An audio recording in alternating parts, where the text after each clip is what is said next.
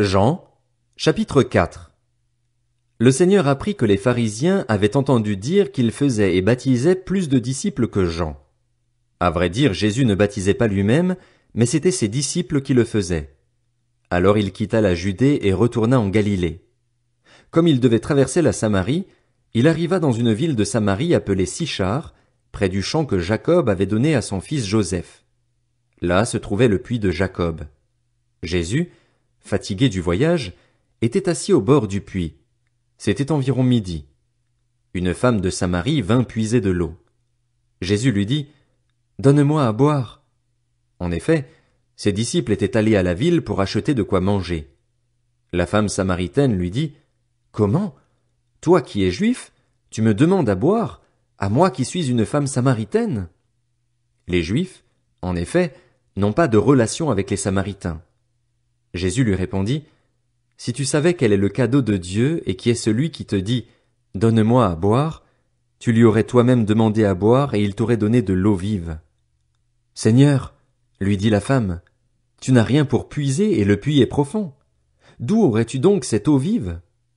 Es-tu, toi, plus grand que notre ancêtre Jacob qui nous a donné ce puits et qui a bu de son eau, lui-même, ses fils et ses troupeaux? » Jésus lui répondit, « Toute personne qui boit de cette eau-ci aura encore soif.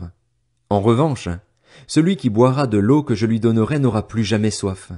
Et l'eau que je lui donnerai deviendra en lui une source d'eau qui jaillira jusque dans la vie éternelle. » La femme lui dit, « Seigneur, donne-moi cette eau afin que je n'aie plus soif et que je n'aie plus à venir puiser ici. »« Va appeler ton mari, lui dit Jésus, et reviens ici. » La femme répondit, « Je n'ai pas de mari. » Jésus lui dit, « Tu as bien fait de dire, « Je n'ai pas de mari », car tu as eu 5 maris et l'homme que tu as maintenant n'est pas ton mari.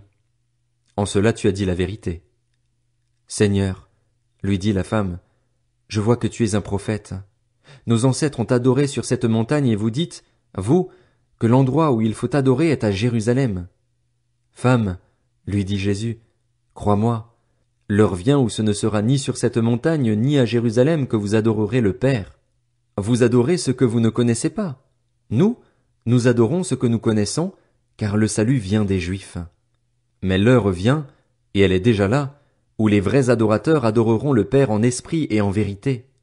En effet, ce sont là les adorateurs que recherche le Père. Dieu est esprit et il faut que ceux qui l'adorent en esprit et en vérité.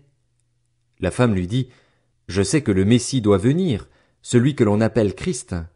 Quand il sera venu, il nous annoncera tout. » Jésus lui dit, « Je le suis, moi qui te parle. » Là-dessus arrivèrent ses disciples, et ils étaient étonnés de ce qu'il parlait avec une femme. Toutefois, aucun ne dit, « Que lui demandes-tu » ou « Pourquoi parles-tu avec elle ?» Alors la femme laissa sa cruche, s'en alla dans la ville et dit aux habitants, « Venez voir un homme qui m'a dit tout ce que j'ai fait. Ne serait-il pas le Messie ?» Ils sortirent de la ville et vinrent vers lui. Pendant ce temps, les disciples le pressaient en disant, « Maître, mange !» Mais il leur dit, « J'ai à manger une nourriture que vous ne connaissez pas. » Les disciples se disaient donc les uns aux autres, « Quelqu'un lui aurait-il apporté à manger ?» Jésus leur dit, « Ma nourriture est de faire la volonté de celui qui m'a envoyé et d'accomplir son œuvre. Ne dites-vous pas qu'il y a encore 4 mois jusqu'à la moisson? Eh bien, je vous le dis, levez les yeux et regardez les champs. Ils sont déjà blancs pour la moisson. Celui qui moissonne reçoit un salaire et amasse du fruit pour la vie éternelle, afin que celui qui sème et celui qui moissonne se réjouissent ensemble. En effet, en cela cette parole est vraie. L'un sème et l'autre moissonne. Je vous ai envoyé récolter une moisson qui ne vous a pas demandé de travail. D'autres ont travaillé et vous êtes entrés dans leur travail. » Beaucoup de Samaritains de cette ville crurent en Jésus à cause des paroles de la femme qui rendait ce témoignage. « Il m'a dit tout ce que j'ai fait. » Ainsi donc, quand ils vinrent le trouver, les Samaritains le prièrent de rester avec eux. Il resta là 2 jours. Un bien plus grand nombre crurent à cause des paroles de Jésus, et ils disaient à la femme, « Ce n'est plus seulement à cause de ce que tu as dit que nous croyons, car nous l'avons entendu nous-mêmes et nous savons qu'il est vraiment le Messie, le Sauveur du monde. » Après ces 2 jours, Jésus partit de là pour se rendre en Galilée, car il avait déclaré lui-même qu'un prophète n'est pas honoré dans sa propre patrie. Lorsqu'il arriva en Galilée, il fut bien accueilli par les Galiléens qui avaient vu tout ce qu'il avait fait à Jérusalem pendant la fête. En effet, eux aussi étaient allés à la fête. Jésus retourna donc à Cana en Galilée, où il avait changé l'eau en vin. Il y avait à Capernaüm un officier du roi dont le fils était malade. Quand il apprit que Jésus était venu de Judée en Galilée, il alla le trouver et le pria de descendre guérir son fils, car il était sur le point de mourir. Jésus lui dit, « Si vous ne voyez pas des signes et des prodiges, vous ne croirez donc pas ?»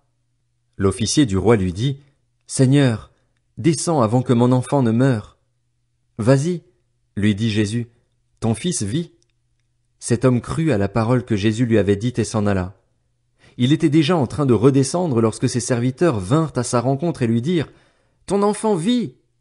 Il leur demanda à quelle heure il était allé mieux et ils lui dirent, « C'est hier, à 1 heure de l'après-midi, que la fièvre l'a quitté. » Le père reconnut que c'était à cette heure-là que Jésus lui avait dit, « Ton fils vit. » Alors il crut, lui et toute sa famille. Jésus fit ce deuxième signe miraculeux après être revenu de Judée en Galilée.